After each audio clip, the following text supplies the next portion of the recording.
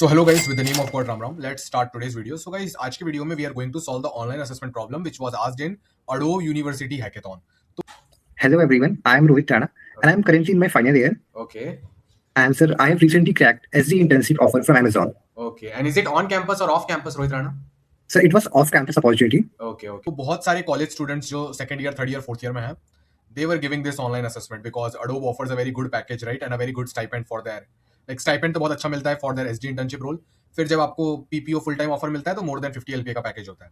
But guys बात यह है कि जितने भी बच्चों ने Adobe का ऑनलाइन असेसमेंट दिया है, 80 से 90% बच्चों ने बोला है कि बहुत बहुत लिमिट के बाहर हार्ड डीएसए क्वेश्चन पूछे गए हैं. सो कैमरा ऑन था, इसलिए हमारे पास क्वेश्चन का पिक नहीं है. As per the memory of the student question यहाँ पर है. कुछ ही बच्चे थे जिनको मीडियम डूएबल क्वेश्चंस आए थे, बाकी सबको एकदम भयंकर क्वेश्चन पूछे गए थे. And most of the questions were LLM proof. अगर आप चैट जीपीटी, जेमिनाई, डीपसीक में डालोगे और आपको हार्ड वाला क्वेश्चन आया है तो एआई प्रूफ प्रॉब्लम्स है, वहां पर आपको सही कोड नहीं मिलेगा, आपका और टाइम वेस्ट हो जाएगा. सो आज हम एक ऐसा ही क्वेश्चन सॉल्व करने वाले हैं जो अडोब ऑनलाइन असेसमेंट में कल पूछा गया था. मुझे पता है कोई भी यूट्यूबर, इन्फ्लुएंसर, क्रिएटर ये वाली डीएसए क्वेश्चंस का डिस्कशन करता ही नहीं है जो एक्चुअली बच्चों के ऑनलाइन असेसमेंट्स और इंटरव्यूज में पूछे जा रहे हैं 2026, जिनको एक्चुअली क्रैक करना पड़ता है बच्चों को to get the job offer. But I do that on this YouTube channel, so make sure you like, share and subscribe.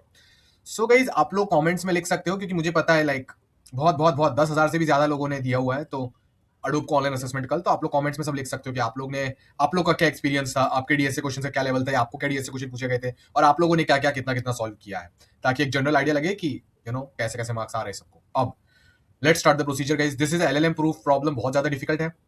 सो बनाया ही इस क्वेश्चन को ऐसा गया है कि एलएलएम कंफ्यूज हो जाए, but we will anyways do it because we are human, we can apply our human intelligence and we can solve it. So let's start the procedure. मैं खुद को थोड़ा छोटा कर लेता हूँ. ओके.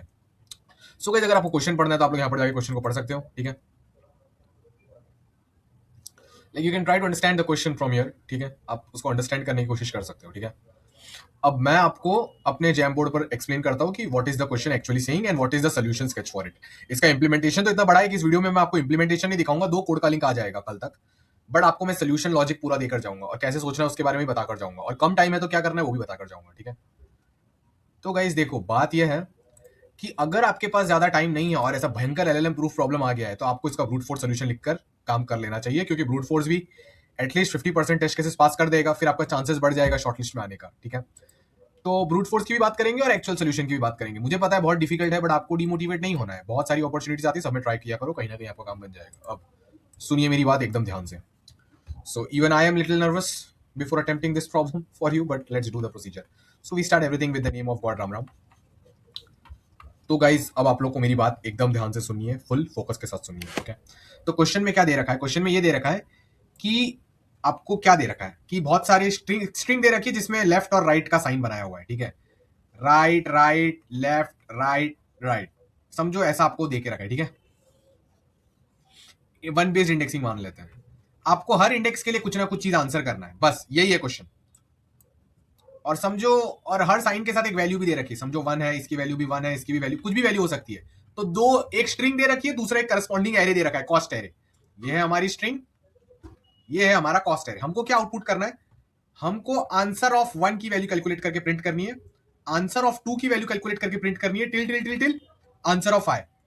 तो अब एक एक आंसर कैलकुलेट करने कैसे करना बाद में देखेंगे, पहले एक पर्टिकुलर आंसर कैलकुलेट करके देखते हैं. समझो हमको आंसर ऑफ 4 निकालना है, तो क्या करेंगे?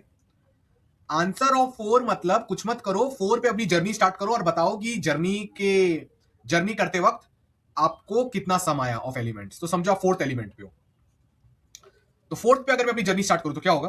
4th पे अगर मैं हूं तो मुझे बोल रहा है राइट पे चले जाओ. ठीक है, मैं 4th पे हूं, मैं राइट पे गया, तो मैं 4th पे था तो मेरा +1 आंसर में ऐड हो जाएगा. अब 4th वाला बोल रहा है राइट पे जाओ, तो मैं राइट पे आ जाऊंगा. राइट पे गए और एक 1 है तो +1 और एक ऐड हो जाएगा. फिर 5th पे क्या लिखा है? 5th पे लिखा है फिर से राइट चले जाओ. जैसे ही मैं एरे से बाहर निकल जाता हूं, या तो मैं राइट से एरे से बाहर निकल जाऊं या लेफ्ट से बाहर निकल जाऊं, तो मेरा जर्नी खत्म हो गया. तो ये जर्नी में कितना सम हमने एक्यूमुलेट किया? 1 + 1 2, तो आंसर ऑफ 4 क्या आ जाएगा? 2. ऐसे ही आपको हर इंडेक्स पे अज्यूम करना है. आंसर ऑफ 1 के लिए क्या करोगे?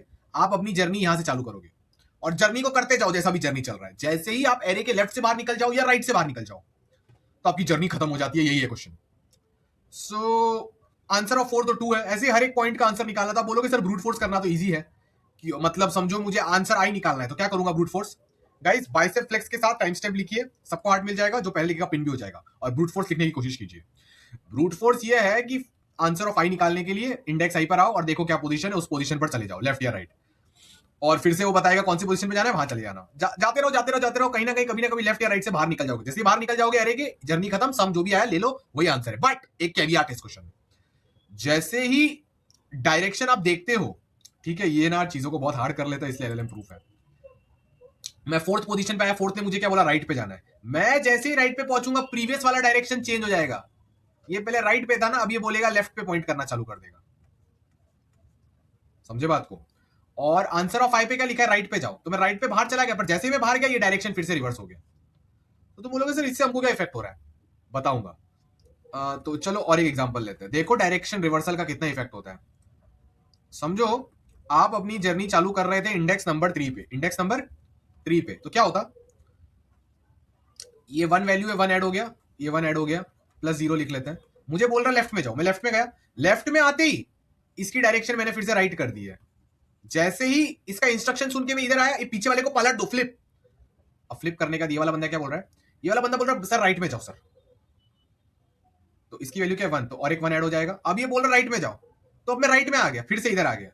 बट राइट में आने के पहले ये प्रीवियस वाला बंदा जो बोल रहा था फ्लिप कर दो, प्रीवियस वाला बंदा बोल रहा था राइट, अब ये लेफ्ट बोलेगा, ठीक है। अब मैं फिर से इंडेक्स 3 पे आ चुका हूं, तो इंडेक्स 3 पे फिर से आ रहा हूं, तो क्या वैल्यू ऐड हो जाएगी, इसका कॉस्ट क्या है 1।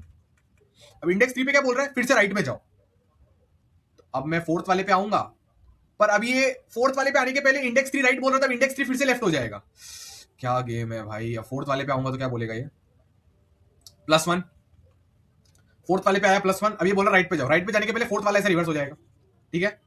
फिर फिफ्थ वाले पे आऊंगा, तो फिफ्थ वाले का वैल्यू क्या है +1, फिफ्थ वाला बोल रहा है बाहर निकल जाओ, बाहर निकल के खत्म, बट बाहर निकलते ही ये भी ऐसा हो जाएगा। समझ गए ना गाइस? तो बहुत भयंकर क्वेश्चन है, बहुत। इसका ब्रूट फोर्स क्या होगा, ब्रूट फोर्स करोगे, पर ब्रूट फोर्स का time complexity O of n cube आने वाला है। क्यों?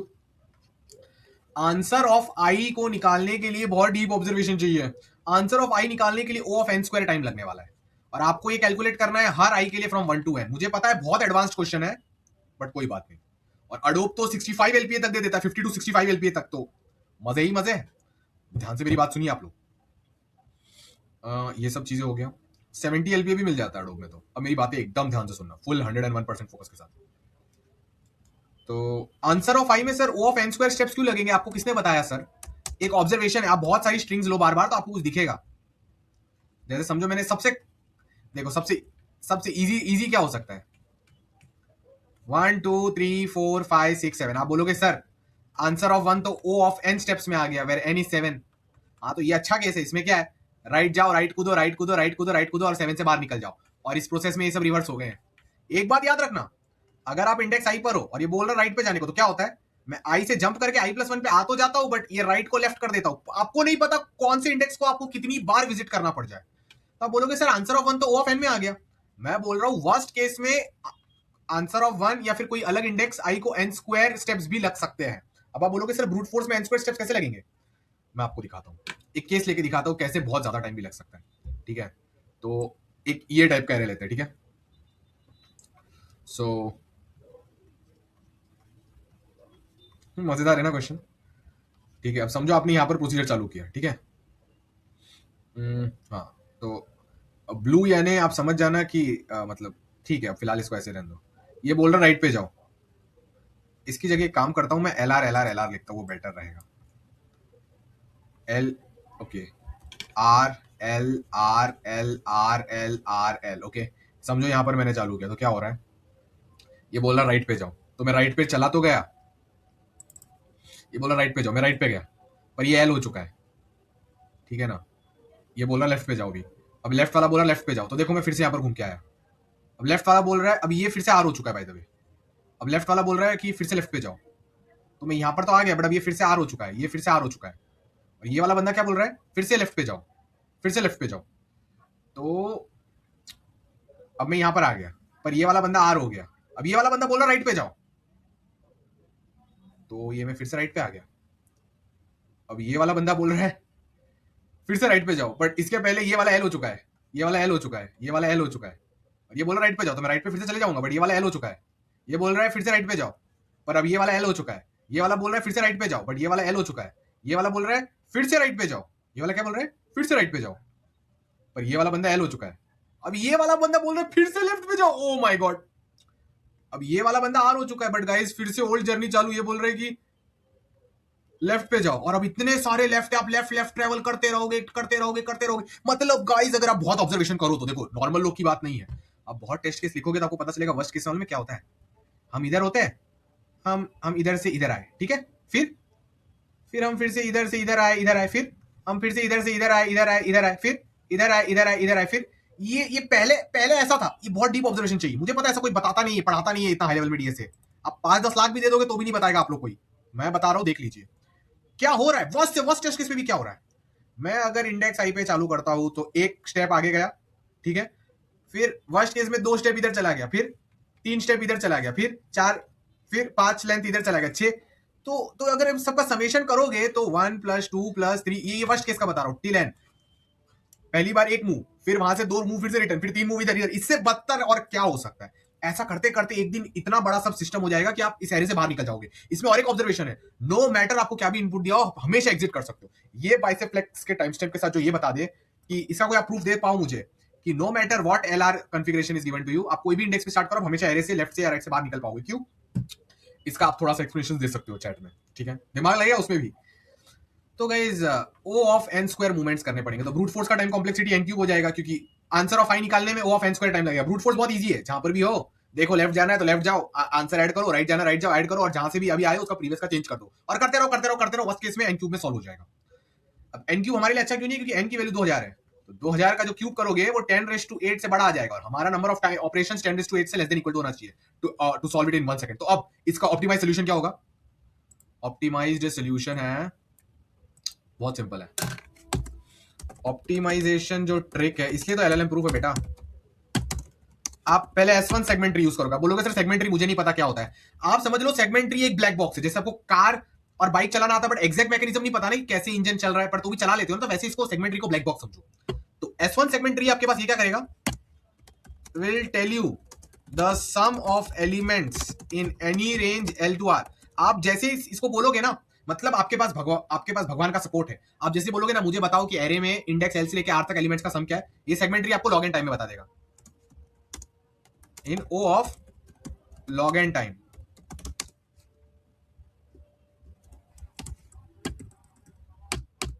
तो इतनी सारी चीज आपको क्लियर होगी, मजा भी आ रहा होगा, मुझे भी बहुत आ रहा है। Okay, so now guys listen to me very very carefully, okay, love you all.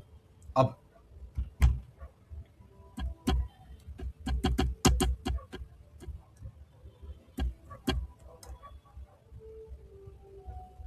तो अब क्या कर सकते हैं,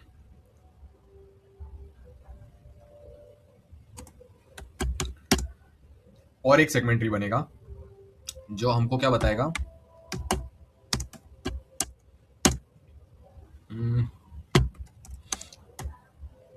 विल टेल यू, कोई भी रेंज में आपको समझो 1 है तो उधर जा रहे 0, will tell you the last occurrence of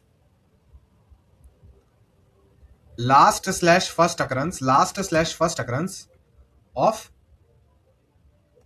this और this in any range L to R। ये कैसे होता है, सेगमेंट ट्री कर लेगा, आप टेंशन मत करो। सेगमेंट ट्री आपको एक झटके बता देगा कि रेंज L से R में लेफ्ट वाला साइन यहां से पहली बार कब आया था, या लेफ्ट वाला साइन पीछे से पहली बार कब आया था, या राइट वाला साइन पहले से कब इधर आया था, राइट वाला साइन यहां से कब आया था, ठीक है। S2 segment tree also handles make these lovely segment trees, ठीक है, और राइट को 1 से डिनोट कर देंगे S2 एरे में जिसपे सेगमेंट ट्री बन रहा है, और लेफ्ट को 0। मुझे पता है बहुत हार्ड है, आधा सिर के ऊपर से जा रहा होगा, कोई बात नहीं। Make this lovely segment trees. आप लोग मेरा ये प्री रिक्विजिट कोर्स कर लीजिए तो आप लोग को ज्यादा अच्छे से समझ आएगा जो भी मैं पढ़ाता हूँ।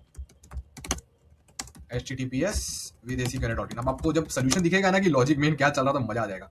Will tell you the first last occurrence of this और this in any range. S2 also handles lazy propagation updates। मतलब all elements in range L2R can either become equal to, मतलब आप सारे एलिमेंट्स L से R जितने भी है उनको इक्वल बना सकते हो, become equal to, can either become equal to this और this in O of log n time. ये सारे ऑपरेशंस log n टाइम में हो सकते हैं। तो आप बोलोगे सर ये करने का फायदा क्या है? बताता हूं बच्चों, बताता हूं, टेंशन मत लो। तो गाइस सबसे बड़ी ऑब्जर्वेशन मालूम है क्या है? कोई भी इंडेक्स आई के लिए ना, कोई भी इंडेक्स आई के लिए सबसे बड़ी ऑब्जर्वेशन है, कोई भी इंडेक्स आई के लिए 2n जंप्स आर इनफ। अगर आप एक एक चीज ट्रेवल नहीं कर रहे हो तो वर्स्ट केस में भी 2n जंप्स ही होंगे। सबसे गंदा वाला यही हो सकता है ना।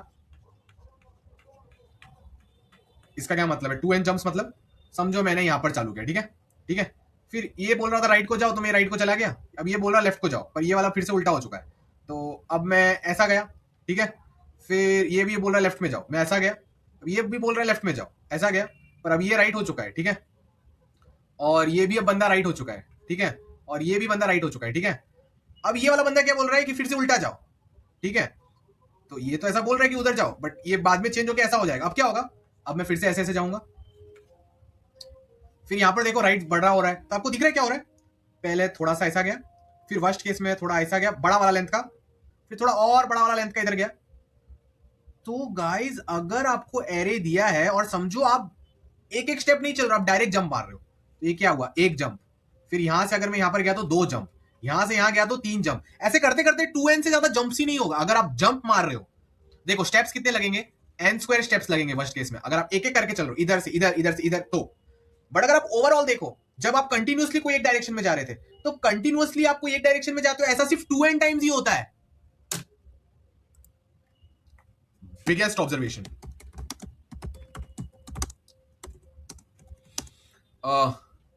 let us call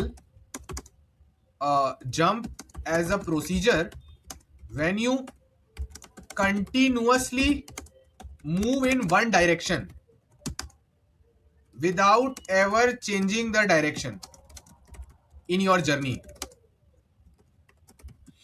This happens at most 2 into n times. सिर्फ ये 2 into n टाइम्स हो सकता है, उससे ज्यादा हो नहीं सकता। अरे कोई भी बना के देख लो आप, कोई भी, ये तो मैंने तो भी एकदम भयंकर केस लिया है, मतलब आप यहां से यहां 1 2 3 4 n 2n बस हो गया काम, ठीक है।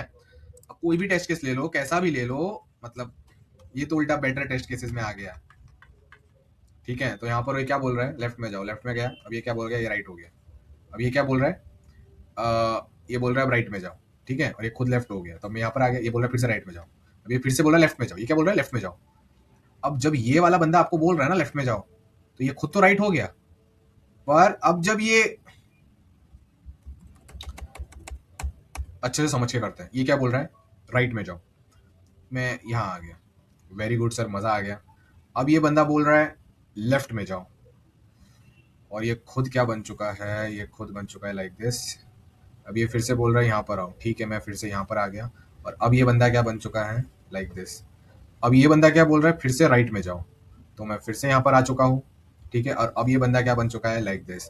अब ये बंदा क्या बोल रहा है राइट पे जाओ, तो अब मैं यहाँ पर आ चुका हूँ, और ये बंदा क्या बन चुका है लाइक दिस।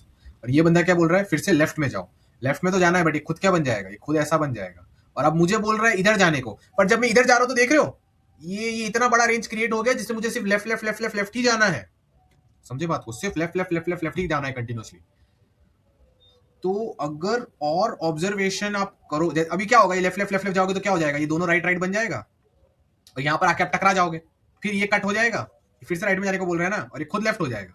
और अब जब ये लोग फिर से राइट राइट राइट राइट जाएंगे तो दिख रहे हो 3 राइट आ गए इस बार, यहां पर जाके फिर से टकरेगा, और ये तीनों अभी अपोजिट डायरेक्शन में हो जाएंगे। अब देख रहे हो अपोजिट डायरेक्शन में 4 4 हो गए। मतलब गाइस मेरा कहना यह है कि अगर आप कोई इंडेक्स आई से चालू करते हो ना, तो धीरे धीरे वहां पर एक सवेरे बनने लग जाता है। मतलब पहले एक छोटा सा ग्रुप बनता है इतने लोग का, राइट राइट राइट राइट, फिर एक बड़ा ग्रुप बनता है left left left left left, फिर और भी एक बड़ा ग्रुप बनता है right right right right right right. तो समझो ये बड़ा ग्रुप बन गया, और आप कोई पोजीशन पे इधर ट्रेवल कर रहे हो, तो आपको पता है ये सारे वैल्यूज चेंज होंगे और आपको घूम फिर के ये वाले इंडेक्स पर आना है।